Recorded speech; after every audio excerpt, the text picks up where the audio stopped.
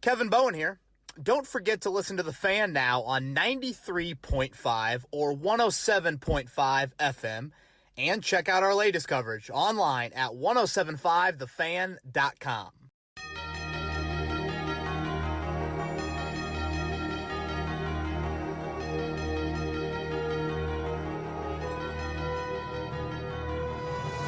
How about some good Colts injury news?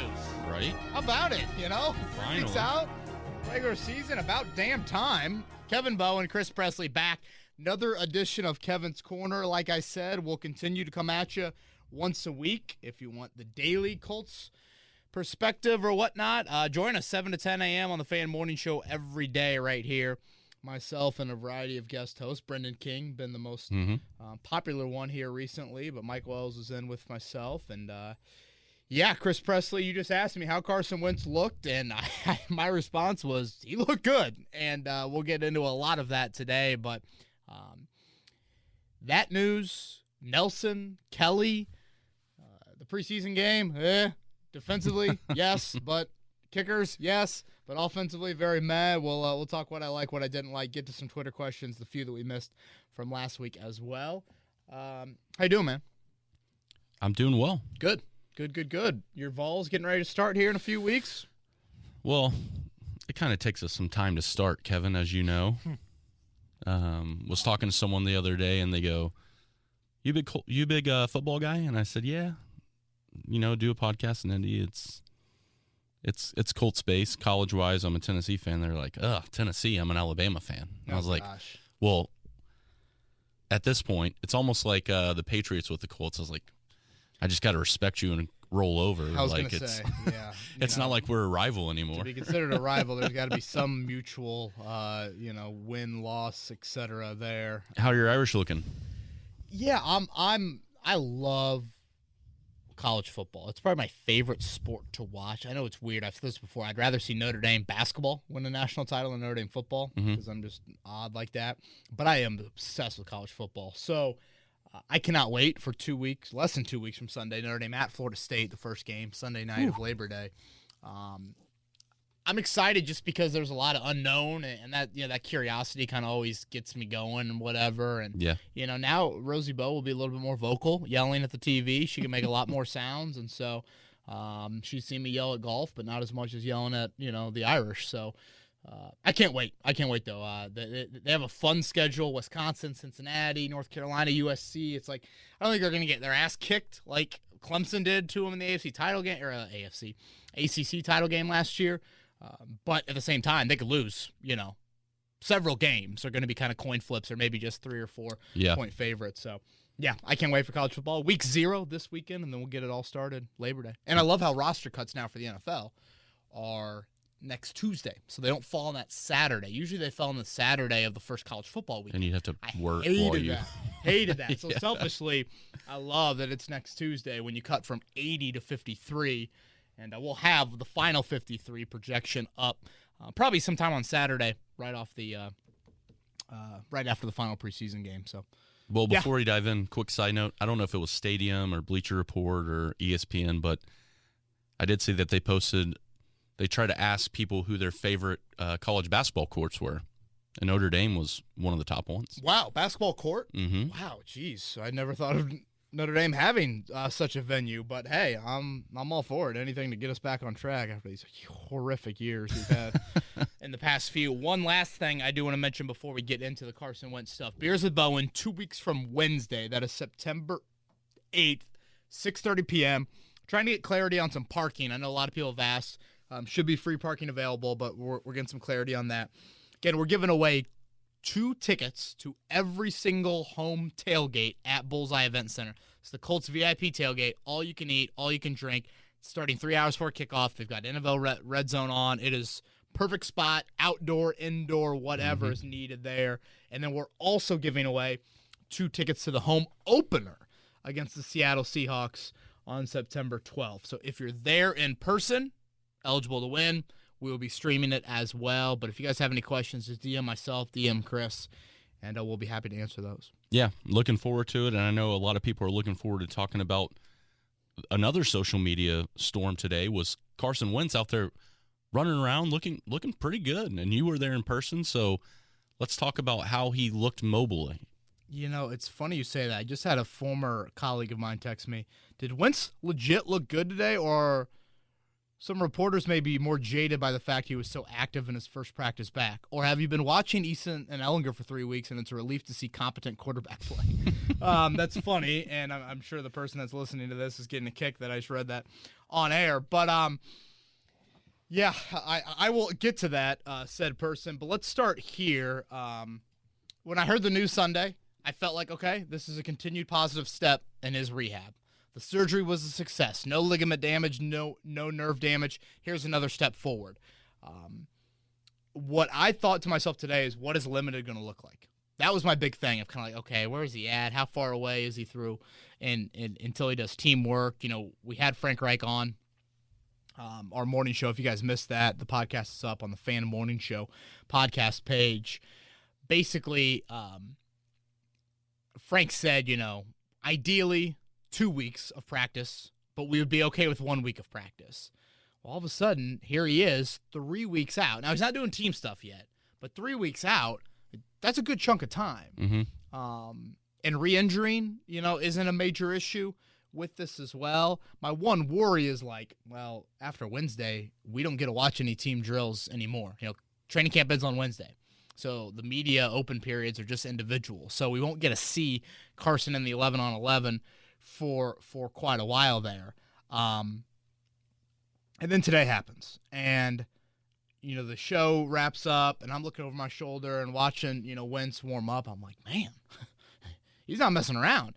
And, like, Carson has the Dak Prescott warm up that, you know, goes viral. Like, he does a lot of aggressive, you know, like, I don't know if thrusting is the right word, but it's a word that I'll throw out there. The movement was not hesitant. It was not timid. It was borderline violent, like some of the just cutting and agility and side to side. And I'm just like, wow. I mean, he is not holding back. And I did not expect that. I thought limited would be he'd throw in one-on-ones, and that would be it.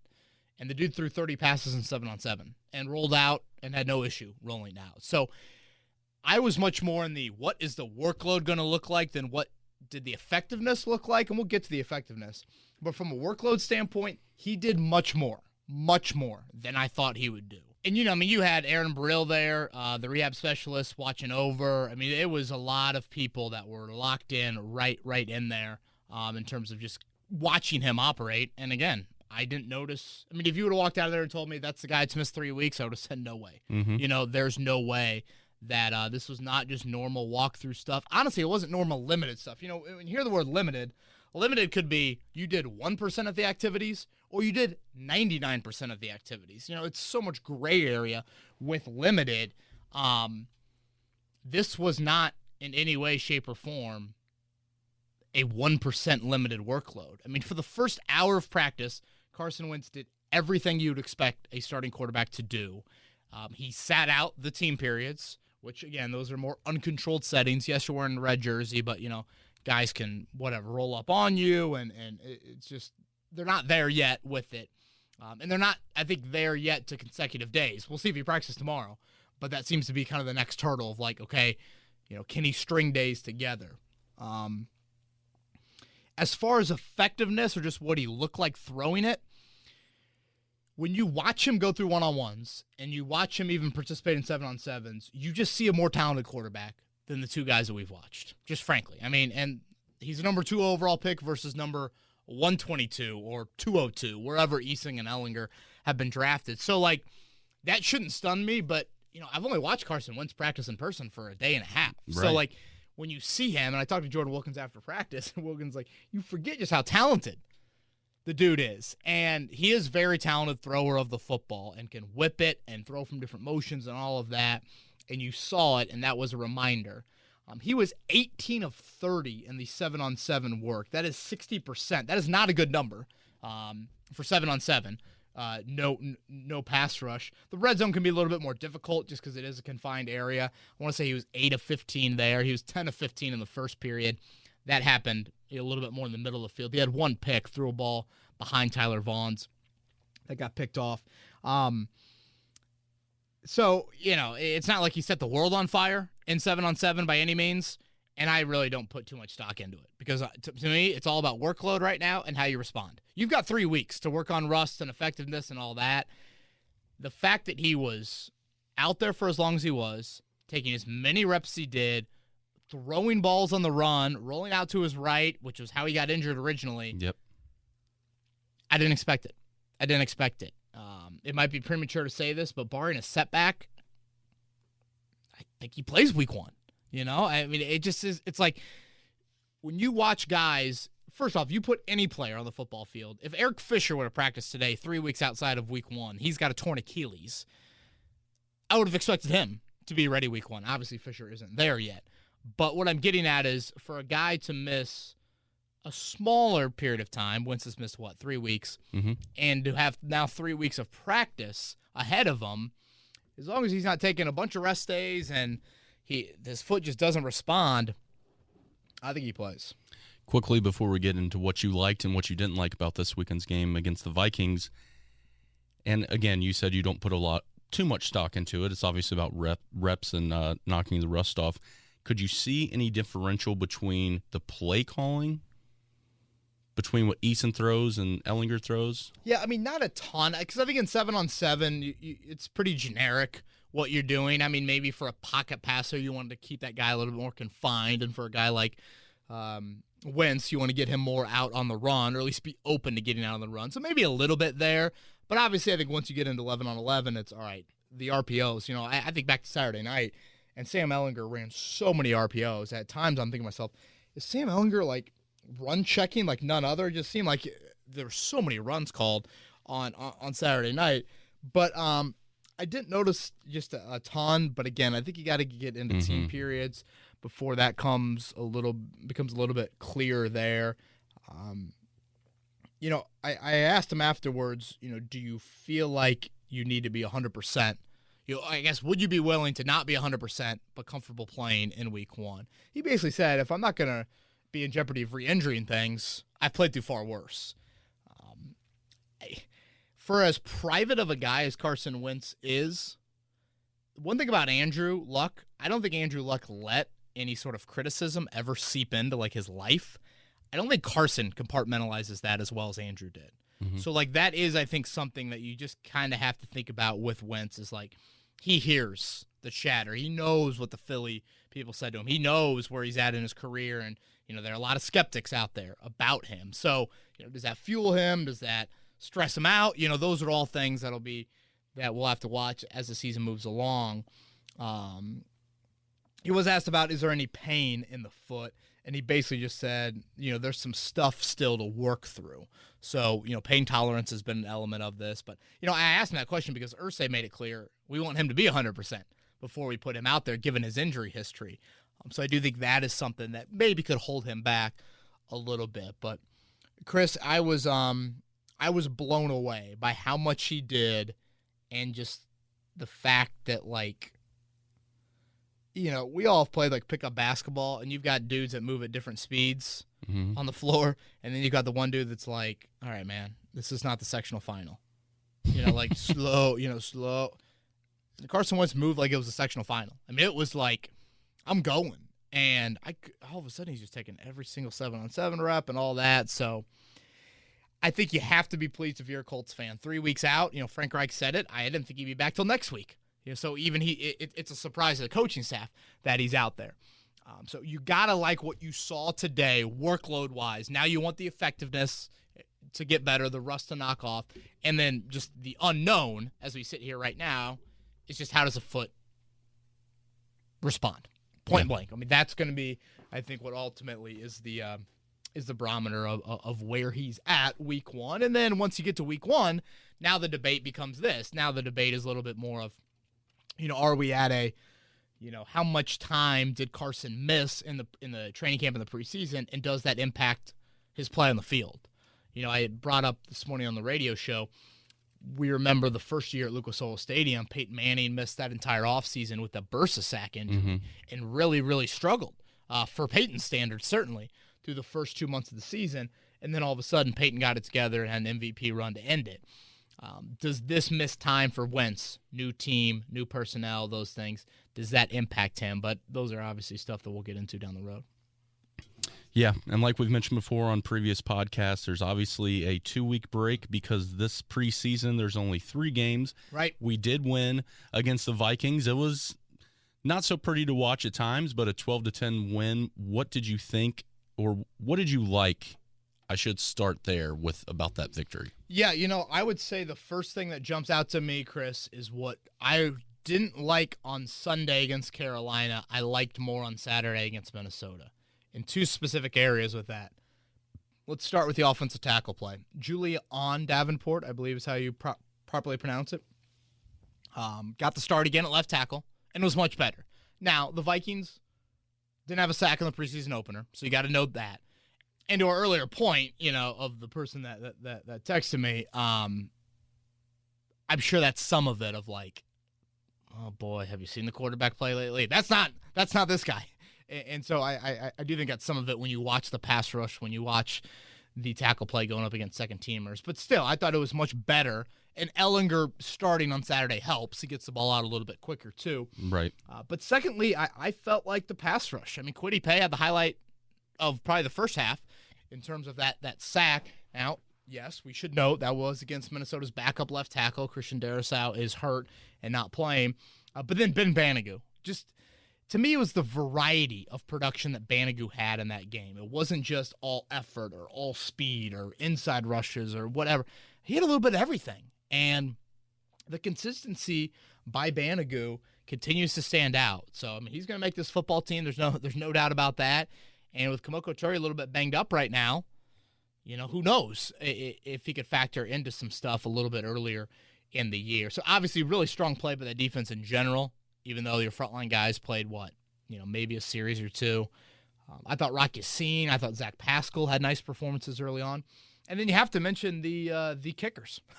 They continue to be perfect. And I say this in all seriousness right now. You could trade Eddie Pinheiro and possibly get a draft pick, which is just wild to say. But it's a possibility. That's today's NFL. Yeah. I mean, again, I've said this during the Adam Vinatieri debacle.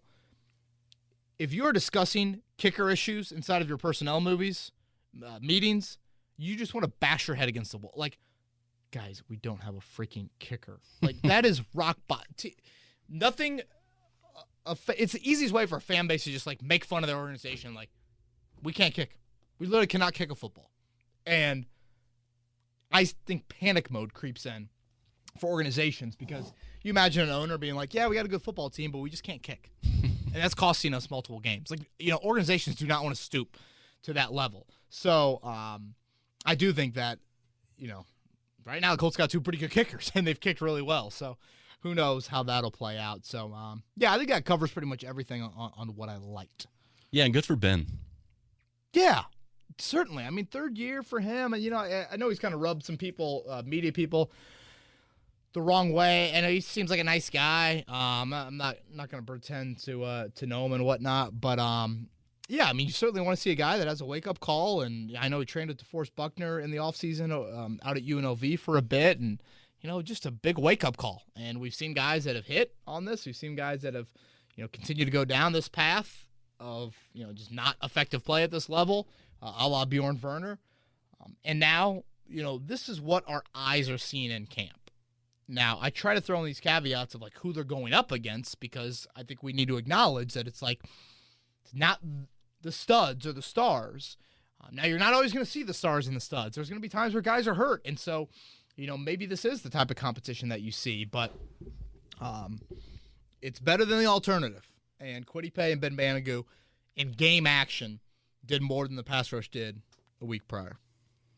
Well, as everyone knows who listens to this podcast, you always do what you liked and then what you did not like. So, unfortunately, we do have to uncover what you didn't like. Let's start there with Sam Ellinger's interceptions. Yeah, he needed to make a statement, Chris, and did not make a good statement. For the game, he was 8 of 13 with 2 picks.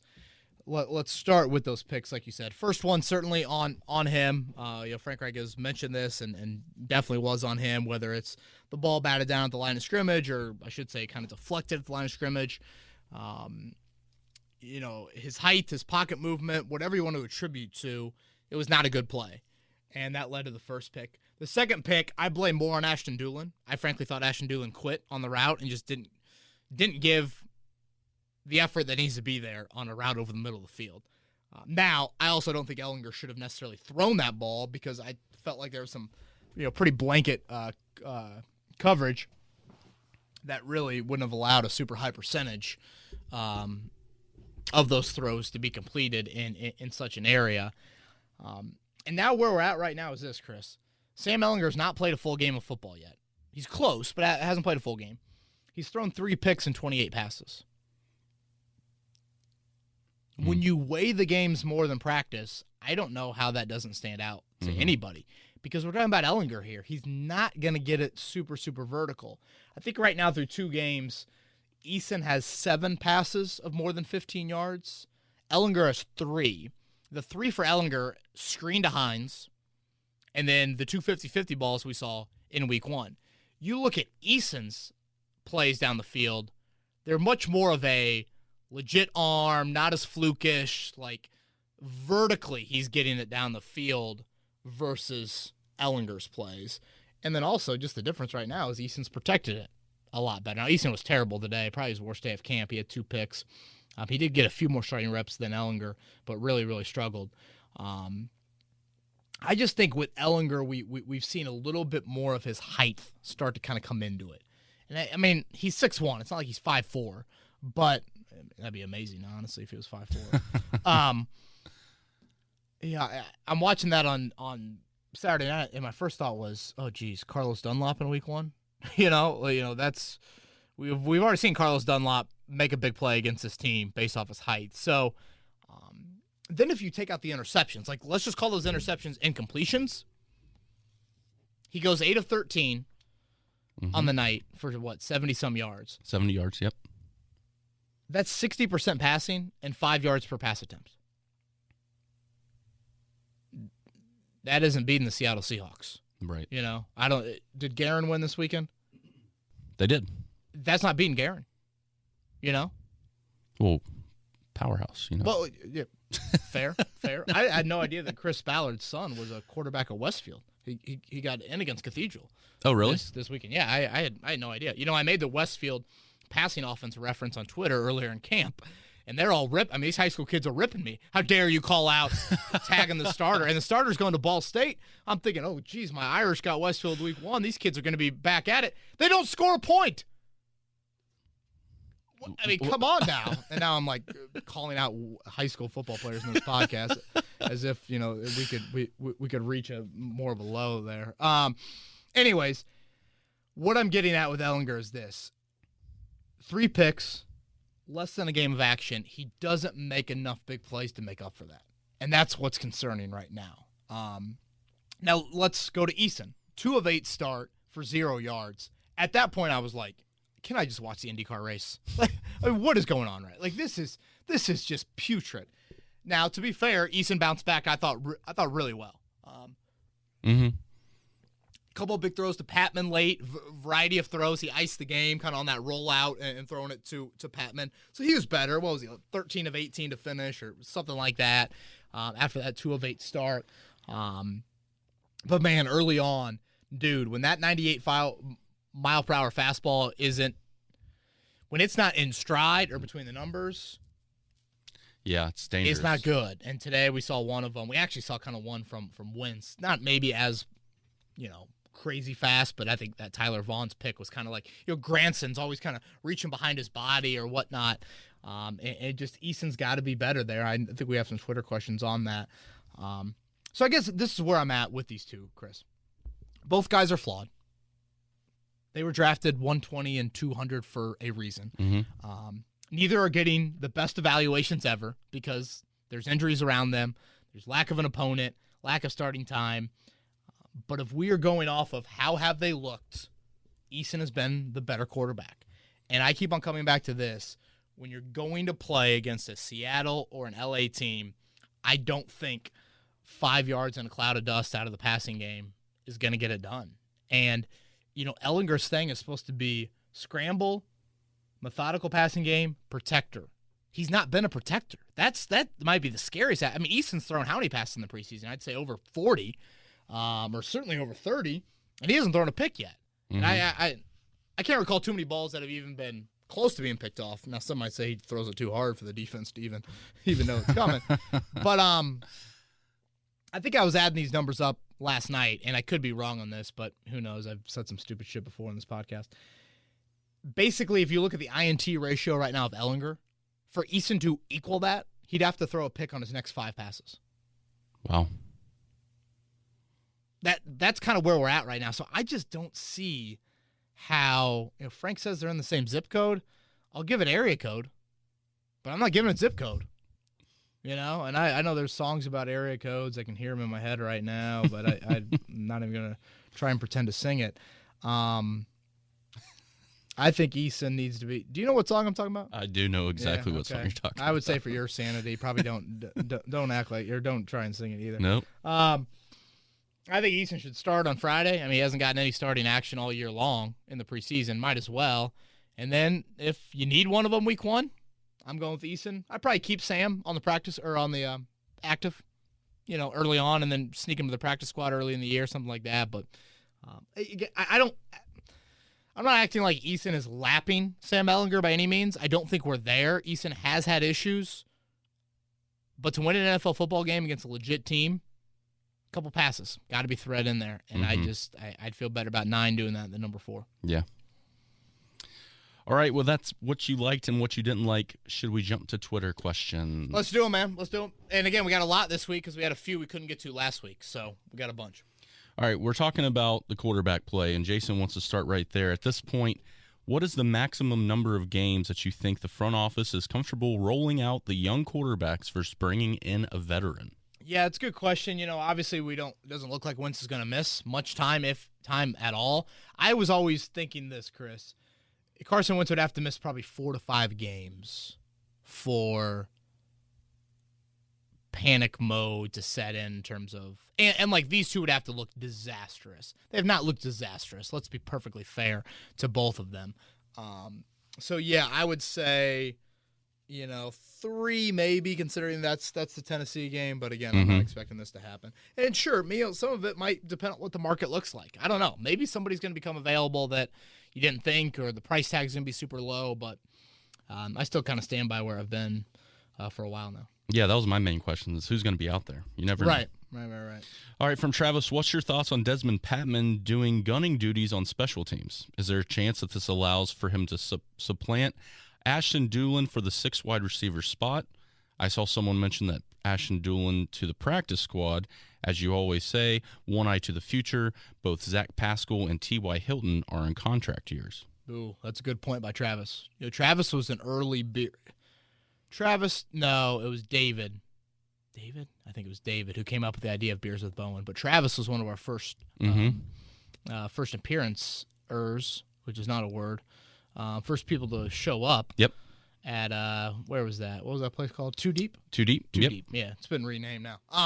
Anyways, Travis, thank you for the question. That's a terrific last point. I do always say one eye to the future, and something I probably need to remember is like the Colts protected Patman last year, besides him not playing. So They clearly like him.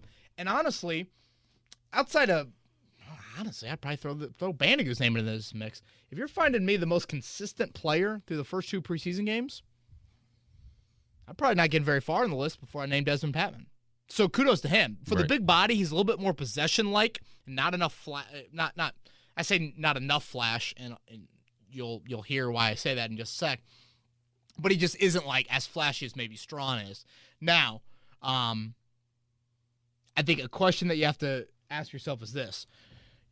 Does Patman or Strawn or whoever make it initially, and then do you get later in the week and do you drop one of them and bring up Doolin off the practice squad? That's typically something you see happen.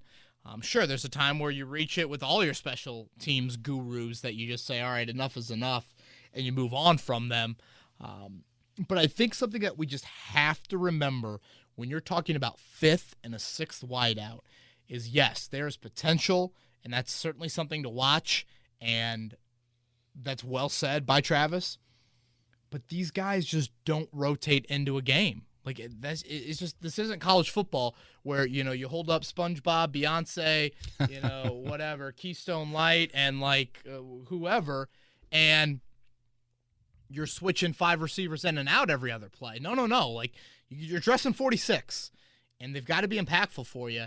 Involving a 5th or 6th wideout, I think Strawn before I think Patman, because I think Strawn is more specialty, red zone, short areas of the field. Patman to me is just he's kind of like the others, which like sounds like a knock, but I don't want it to sound like a knock.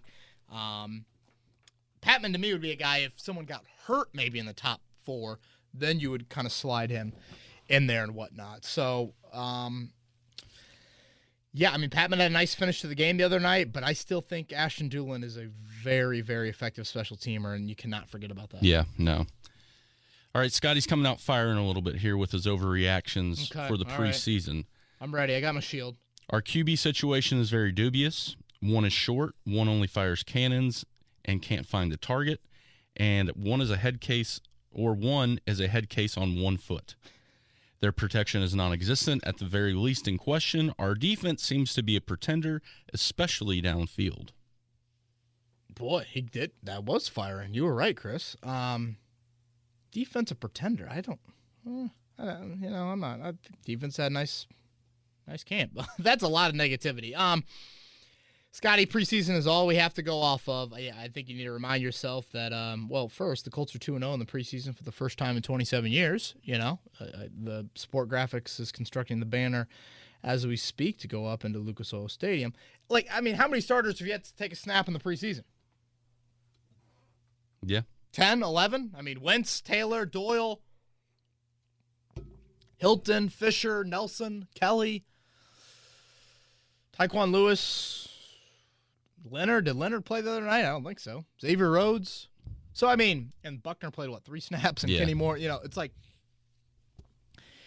are there legit questions at some important spots? Sure. Quarterback, left tackle, yeah. But,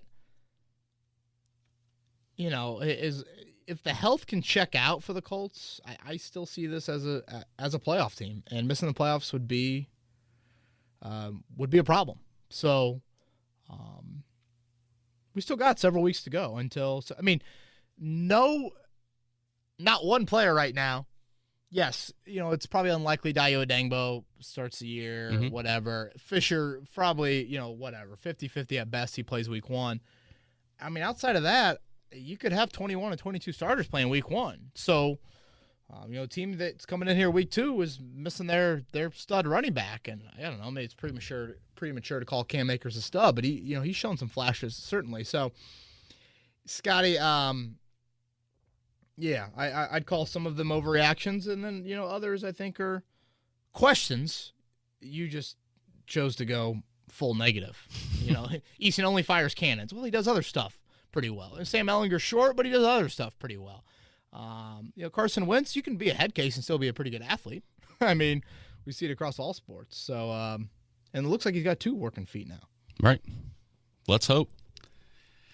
From Wake Spike, is Carson Wentz chomping at the bit to get back because he's worried about a second quarterback coming in and taking his job?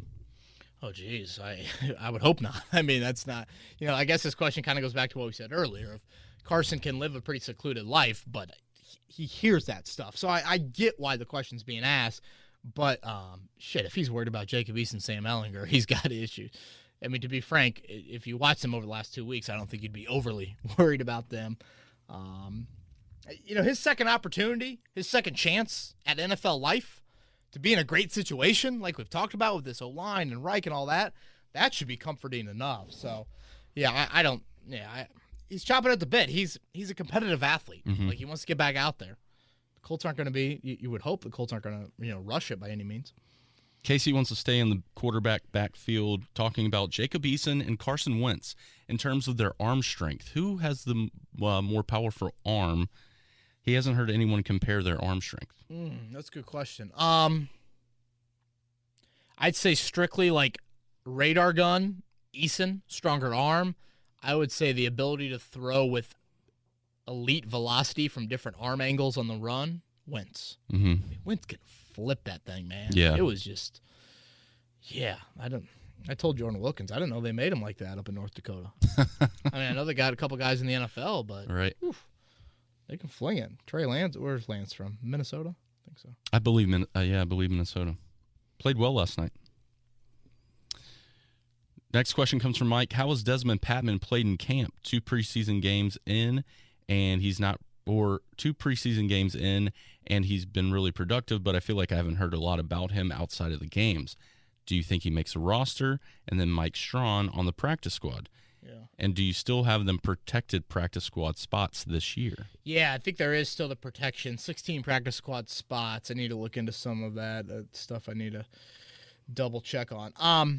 I would say pretty solid camp for Patman. You know, there's been days where he's had really nice days, and there's been days he's been a little bit quieter. Mm-hmm. I'll go back to what I said earlier. When I think of fifth wideout, it's situational, it's matchup driven, specialty type of guy. You know, it's like who's homeboy on Mighty Ducks who shoots a knuckle puck? Russ. Oh, Russ Tyler. Is that it? Yeah, I'll believe you. Yeah. I can't remember his name. Yeah, but didn't he dress? Didn't Conway give up his jersey the last game, and they put Tyler in there to dress just for the knuckle puck? Right. Something, I don't know. Banks, I don't know. Somebody on the team gave up their jersey. Rudy, well, there's your specialty guy. He goes in there for one freaking thing, and he scores a goal and changes the whole complexion of the game. Now, that's Hollywood. This is reality. But do you see where I'm coming from here? Yep. Of why you would have him dress in there. So, boy, I did not plan that before the start of the show, the whole Mighty Ducks thing. I can't believe that popped in my head. That's a great movie. That is a great movie. So, yeah, that's where I'm coming from in terms of, fifth wideout. If you're going to make me guess right now, they probably cut Doolin and DeMichael Harris and hope to get them in the practice squad. That's probably what they'll do. But if you're Bubba Ventrone, you're standing on the table and saying, guys, if there's one special teams coach out there and their team's really healthy and they can claim a guy, they feel like they're one gunner away, and now all of a sudden those Rigo punts, who is outstanding at his job, if they start bounding in the end zone, don't get mad at me. Mm-hmm. Yeah, and Rigo's played outstanding. Oh, yeah, that guy's good. He is a good punter. Whew, that's a great find by. Shout out to Tim McMahon, former, I think it's Tom McMahon. Jake says, I feel like the phrase, great throw, but Pittman dropped it, has been too frequent this camp. Will Michael Pittman's drops be a problem from keeping him as wide receiver number 1? Yeah, Jake, I know he kind of dropped. I call it a drop. I know Frank debated it a little bit more. He had that drop on Saturday, that third down in the red zone. Ellinger, I thought, put a pretty good ball on it. I haven't noticed his drops too much in camp. Maybe a couple, and actually kind of like one-on-one stuff, but I haven't noticed a huge number by any means. So I'm not freaking out about it. Question from Tanner. What happens if Eason continues to shine and Wentz gets the job done and has a successful season, a.k.a. making the playoffs or winning the division? I'm curious to know what happens if Eason fulfills his potential. Would a maxed-out Eason be too talented to keep as a backup? Would we field offers for him on another team, or would we stow him away with Wentz for mishaps? Chris, always go Big Orange. That's from Tanner.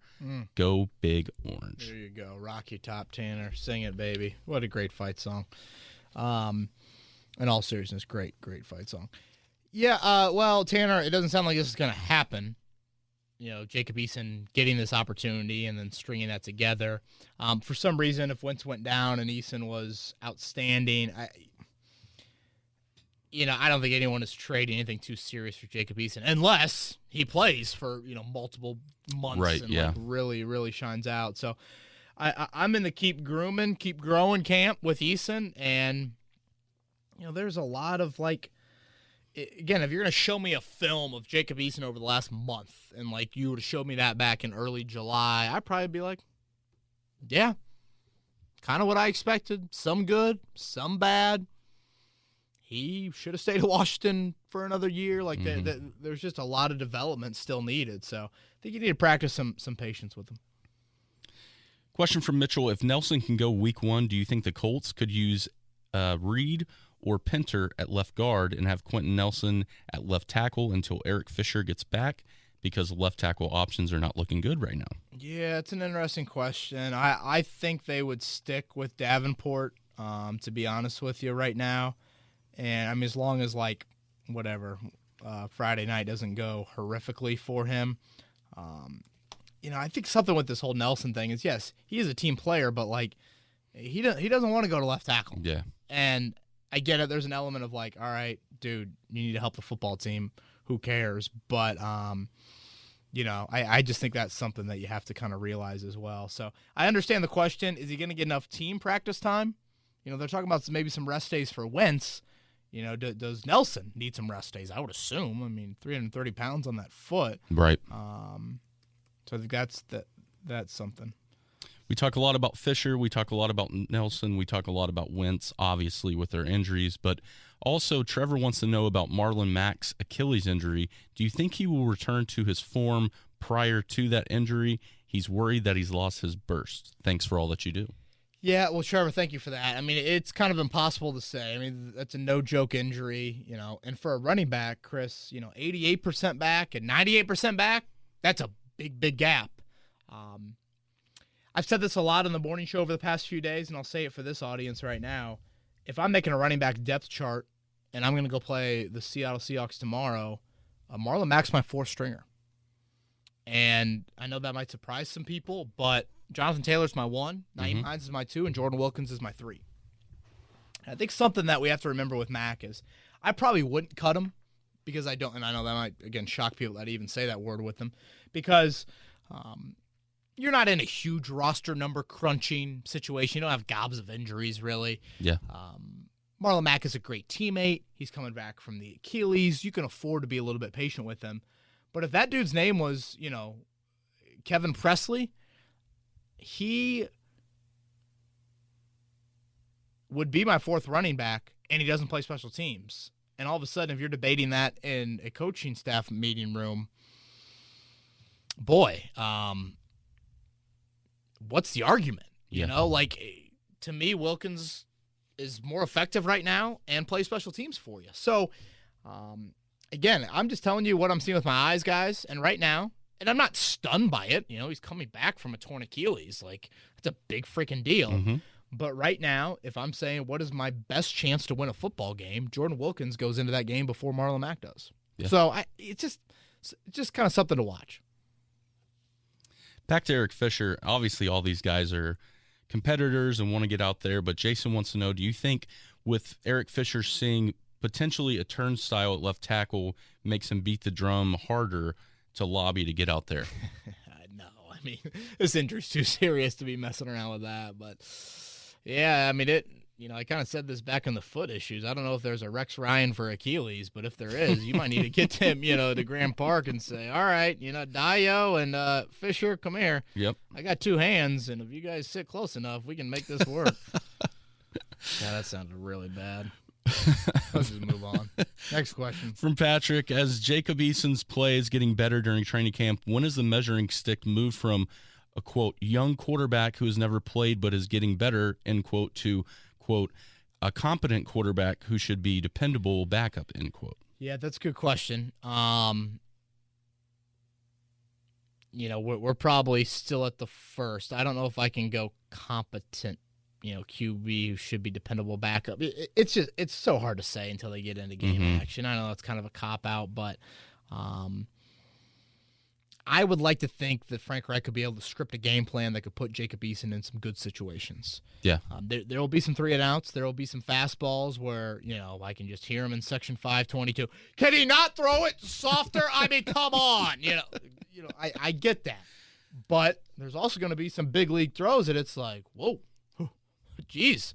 I didn't, that safety didn't come over from that hash mark thinking that the ball was going to get there that fast. Mm-hmm. So, Patrick, I think it's a young QB that you want to see more of. Young QB that you want to see more of. Probably not in game settings, but want to see more. Yeah, we're going to stay there with the quarterbacks with a question from Hank. If Carson Wentz is clear to play week 1 and has a rocky start, how bad would the record have to be through 6 games for Frank Reich to consider Eason instead? 2-4, 1-5. Oh, shit. I mean, geez, Hank. Not just the record. You got to go a step further. QB rating, INTs, whatnot. Yeah, it would have to be 1-5 or 0-6. Yeah. Right? Yeah. If you turn away from Carson Wentz, see ya. You know, hope you enjoy your home in Indy and didn't pay too much on the old, mortgage. Like And especially mentally with him, and then Yeah, you're I going to mean, get a first-round pick back. if for some reason you're done with Carson Wentz, like, all right, fire up the engines on the 2022 draft class at QB, or I guess fire it up on Easton at least. All right, Why Bother Pod wants to know basically the same thing that you said, and Rick Venturi, if you listened to the broadcast a couple weeks ago, kept talking about Aroldis Chapman, which congrats your Reds on a sweep against the Marlins, and Thank you. now in the wild card. Let's go. Thank you. Appreciate that. Could be seeing your Braves again. Could be. Braves are on a 9-game win streak. The touch wants to know about Easton's fastball. These guys make it to the NFL. You would think they would have touch by now. What gives? Why don't they find that touch down the field sometimes? Yeah, good question. It's the $1 million question, Chris. Again, why doesn't the closer with the 101 mile per hour fastball have an effective changeup? Why doesn't, Bryson DeChambeau have a wedge game that can literally get him to win whatever golf tournament he wants? I mean, it's Brooksy. That was good. It's sports, man. Just because you got the power doesn't mean you got the finesse. It's just how it is. You can't have it all. And I think there is an element to Eason of this. He's not the greatest reader of progressions. So I think at times when he commits to the underneath stuff, it can kind of be panicky, and he just can't dial it down in time because he's not 100% sure if that's where he should go with it. But he thinks the window's closing fast, so he just goes back to what he knows, and he rifles it in there, and, boom. There it is, a ball, going off a receiver's hands into the turf. So, I mean, it's such a tough question. And I mean, people have to remember he's not had game reps before. So the speed of the NFL, like, eventually it will start to slow down, and I think he won't have to rifle it in. And another reason why I want to see, I feel like the Colts should commit to him and then put him into these starting situations here coming up. But, that's just me. Question from Mitch. In terms of starting quarterback play on Sundays, it looks like we have a turnstile left tackle with Tevy and Holden, so Eason's going to get killed if they play, so we need to play Ellinger. Frank Reich's answer to us was the O-line situation would not matter in who he would start week one. Now, if you needed to go that route with one of them, think of help. Mm-hmm. I mean, that's what you'd be doing there. This question comes from John outside. And Davenport is the leader. Sorry, Chris, to interrupt. Oh, you're fine. But Davenport is the leader. Outside of Mike Strawn looking like he should make the roster, it seems like Zach Pascal, Michael Pittman, Paris Campbell have all had the best press. If Camp is all that we've had to go on, which one would be predicted to be wide receiver number one? That question comes from John. Yeah, I still think it's Pittman. Maybe with snap counts, it might be Pascal. Targets, it might be Hilton. We know Paris Campbell's going to have a heavy package schemed into each and every game. And obviously this sounds like stay away from it, fantasy owners. But I think it'll be Pittman. That has the most catches. Do you think this is good for T.Y., the fact that not a lot of people are talking about him? Yeah, I mean, part of me thinks that, but then part of me is like, man, he's missed some valuable time with Carson. And, he's not a normal route runner. He does things a little bit differently. I think that is something to keep an eye on, too, here as we move forward. This next question comes from Rod. Everyone seems to be focused on the quarterback situation in camp, but how have the corners and the pass rushers been? I've heard good reviews on Kwity Paye, but how about the others?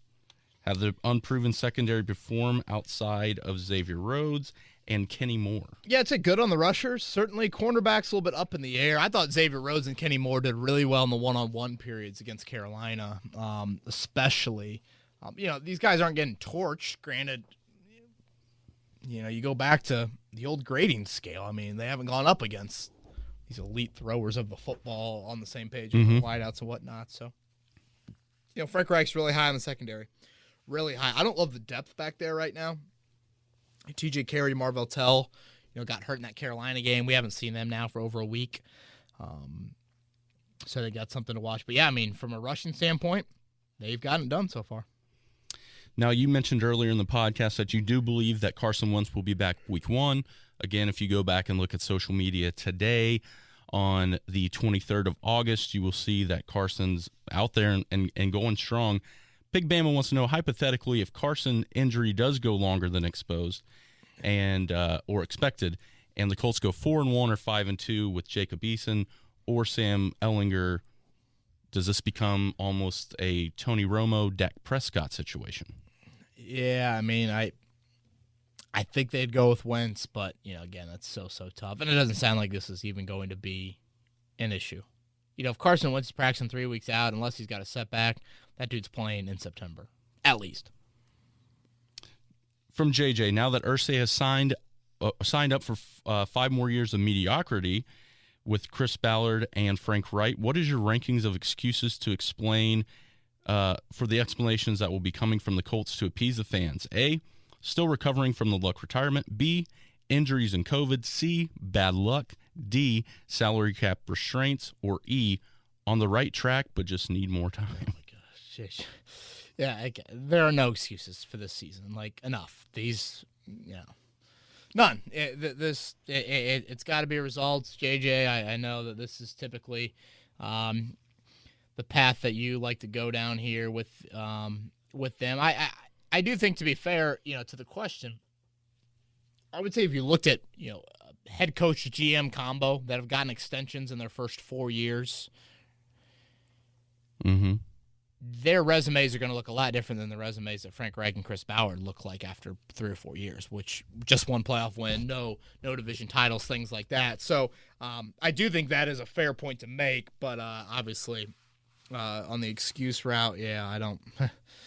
Boy, I mean, Luck is eons ago. Rosie Bell wasn't even on this earth, even close to being on this earth when Luck retired. Injuries, COVID, nope, bad luck, no. Come on, playing football, got to get results now. All right, we got about 5 more. This one from C. Daly, and good job, C. Daly, on doing your research here. This season, there are 43 teams in college football that are returning their entire offensive line. Jeez. Checked via the Phil Steele magazine. Do you think with the super senior class, the Colts anticipated a deep O-line class next spring, and that's why they decided not to draft a long-term tackle? Boy, that's some research. Yeah, it is. By C. Daly. I respect that. Yeah, interesting that many played. D-line was a major focus past years. I think that was a big focus coming into this year's draft. That I should say. Maybe that played a little bit into it, but yeah, I don't think. No, to me, this is kind of a multiple year thing with tackle, and Darrisaw, Kwity Paye. It came down to a guy they felt like had better character, and that was Kwity Paye. So I think if it was reversed, Darrisaw had the character like Paye, and Paye had the character like Darrisaw, they would have taken Darrisaw. This question comes from Bryce. How productive does Mike Strawn need to be for Chris Ballard's draft selection of him to be what Robert Mathis was to Bill Polian? Oh. Pretty good. Yeah. Ring of honor, good. Yeah, I wouldn't even say pump the brakes, just freaking just step on them. Absolutely smash them. Yes, stop. How productive does Mike Strawn need to be for Chris Ballard's draft? He's got to be a Hall of Famer. Seriously, yeah. Bryce, come on now. Question from Tony. That was a question. He is getting a lot of pub right now. With all the backup quarterback talk and Peyton's Hall of Fame induction, how would you evaluate Jim Sorgi? Everyone knows who he is. Great guy. But hardly knows anything about him. Just curious on how he stacked up to Peyton's backups for all those years. Question from Tony. Oh, Sorgi's the man. We had many a Saturday night beer at on a road trip, but watched a lot of Wisconsin football with him in hotel lobby bars over the years. Yeah, he's a great energy. I felt like Sorgi played all right when he got thrown in there, right? I don't know. I felt like he did a nice job. And if you're going to be Peyton's backup for that long, that means Peyton likes you because he's dictating that. So, yeah, the Pride of Tri-West, I believe that's where the Sorgi boys go. So, shout out to Jim. Great dude. Yeah, for a lot of years, I thought Jim probably had the best role or job in the NFL. Yeah, no, he definitely did. But I will say expectations internally, whew. Yeah, I mean, Peyton, there was no let-up. But certainly on game days, pretty good job.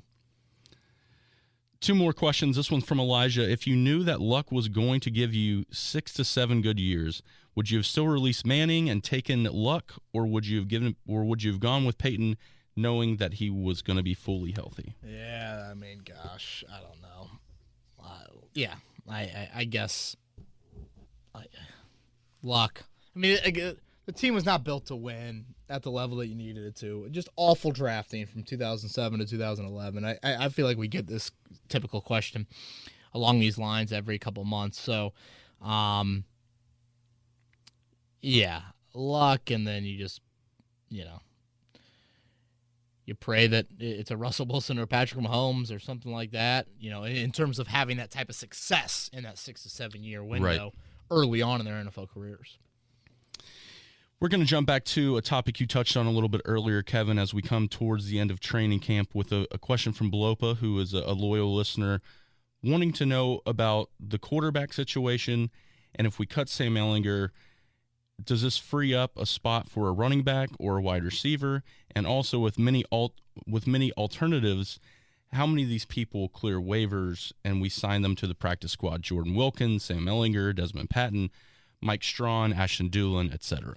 Yeah, well, I would say there's a good chance on all of them, honestly, clearing waivers. Ehlinger, I'd probably put it at about 30% that he'd get claimed. Wilkins, probably, there's a decent chance that he would get claimed. I would say maybe more in the kind of the 50 to 60% range there. Patman, I put about 20 to 30%. Strawn, 30 to 40% to get claimed. Dulin, maybe 10. Yeah, it's as much as you think all your guys are going to get claimed, there are some Mike Strawn equivalents in other training camps or, things like that. Now, maybe not to the level, and, we saw the Colts in the first Ballard year. What do you do, claim 5 guys? So some teams are just like, screw it, our roster sucks. We're gonna claim a bunch of guys. But usually you have some sort of established, presence in the league. You've proven yourself a little bit in order to do that. I mean, Jordan Wilkins just continues, averaged 4 yards the other night. He doesn't get a ton of carries, but he just he kind of reminds me of Dominic Rhodes back in the day. Dude, just runs north and south. I think that is a great that's a great way to describe it. I'm going to have Wilkins on the morning show tomorrow. I asked him to describe the 4 running backs in the room and their styles. I thought his answer was so on par with how I would describe him. So check that out. I think we'll play it at about 8 o'clock if you guys are listening to this before Tuesday. If not, that podcast is on the Fan Morning Show's website. All right, Chris, I think that covers everything on my end. Anything you got? No. Just reminder to everyone that the 8th, sorry. September 8th. September 8th, Beers with Bowen. Yep. Obviously with Kevin's new role on the morning show, as we congratulated him last week. If you're not in town, you can view that on 1075thefan.com or download the new stream. If you have the old app, please download the new app. And luckily for us, since Kevin is in this new role, we're going to have an opportunity to have a little bit more players and guests on and feature them during these podcasts. I love it. Thank you for that. I appreciate that. And thank you for everything you're doing behind the scenes for us and helping us. And certainly we'll be front and center on September 8th. Again, that's a 6:30 start. You guys have any questions about whatever event-wise, DM myself, DM Chris. And we really hope all of you can make it out, and looking forward to it. It's been something that it's been I'm thinking back to the slippery noodle when we got ready for that one. Yeah. And then all of a sudden the pandemic happened. So 18 months later, here we are. Finally getting ready for another Beers with Bowen in person. He's Chris Presley. I'm Kevin Bowen. Everybody have a great week. We'll probably wait till after roster cuts. I'm thinking just because if you record on Monday, roster cuts happen on Tuesday, and the podcast becomes kind of worthless. So maybe a Wednesday pod next week. Again, I'll have my final 53-man roster projection up on the site, and we'll tweet that out as well. Everybody have a great week, and thanks for listening to this edition of Kevin's Corner. This has been Kevin Bowen. Thank you for listening to another edition of Kevin's Corner. If you haven't already, subscribe on iTunes or Stitcher for the best Colts and Pacers coverage.